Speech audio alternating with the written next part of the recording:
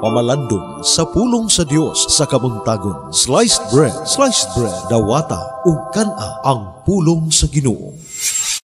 Maayong buntag kaniyong tanan niining adlaw diha sa atong pagpamalandong gamito nato ang Ebanghelyo kinutlo gikan kang San Lucas ulohan 14 mga tudling 1 ug 7 ngadto sa 11. Dinhi sa maong Ebanghelyo makita nato si Jesus nga mitambong sa usa ka party, no? Miadto siya aron sa pagtambong sa bangkiti sa kasal. Atong mapamalandungan dinhi nga dili lang di ay pud seryo si Jesus diha sa iyang pagwali sa Ebanghelyo ug pagpangayo sa mga masakiton nga maoy naandan niyang buhaton, aduna sad siya higayon sa paghugoy-hugoy o pagtambong sa bangkiti, no? Sa ato pa mutambong usab siya sa mga party o ilabi na kining dakong bangkiti or kumbira sa kasal. Nining maong kumbira na matikdan ni Jesus nga daghan ang mga bisita, no? Unya ang mga bisita nag-ilog sa maayong lugar, no? Kung asa sila makapwisto o tingali aron makaduol sila sa mga kadagkuan nga mga niuban sa bisita o aron makaduol sila sa gikasal. Pantingali usab aron makaduol sila sa mga lamiang pagkaon. So nag-ilog sila sa lugar kung diin sila makapwisto o makalingkod o maayo. Busa si Jesus naghatag og sambingay, diin siya miingon, kung usa ka ninyo mo adto sa kumbira sa kasal, no? Ayaw mo pag una-una og adto ngadto sa unahan og mulingkod didto sa pwesto nga giandam alang sa mga kinasal og sa mga bisita sa kinasal, no?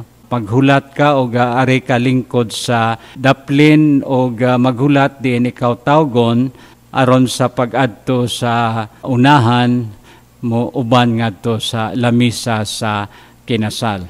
Kung dapiton ka adto lingkod sa labing ubos nga dapit aron ang nagdapit kanimo muduol og moingon higala balhin nga ri sa pasidunggang dapit sa ingon ini kapasidunggan ka sa atubangan sa tanang dinapit o kadtong magpataas ipaubos o kadtong magpaubos ipataas.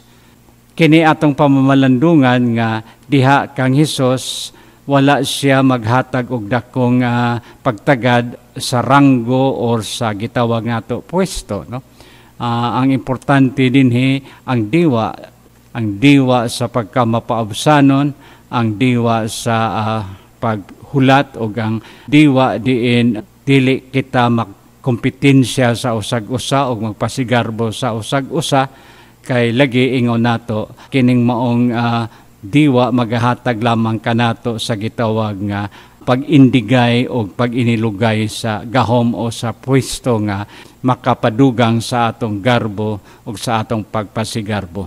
Akong nahinumduman nga pananglitan ang pare magmisa o niahuman sa misa imbitar dayon dito sa kumbiras kaon, no? Ang tagbalay mohatag dayeg lami ang pagkaon, mag-una-una dayon og uban sa pare ang mga kantura og sakristan mag-inilugay og kinsay makauna og pwesto didto. Apan ingon nato kini sukwahay sa pagtulunan ni Jesus kay sama sa iyang giingon imbis manag-ilog sa pwesto og manag-ilog sa gahom kinahanglan kita magpaubos og kinahanglan kita maghulat og wala kitay angay ipasigarbo.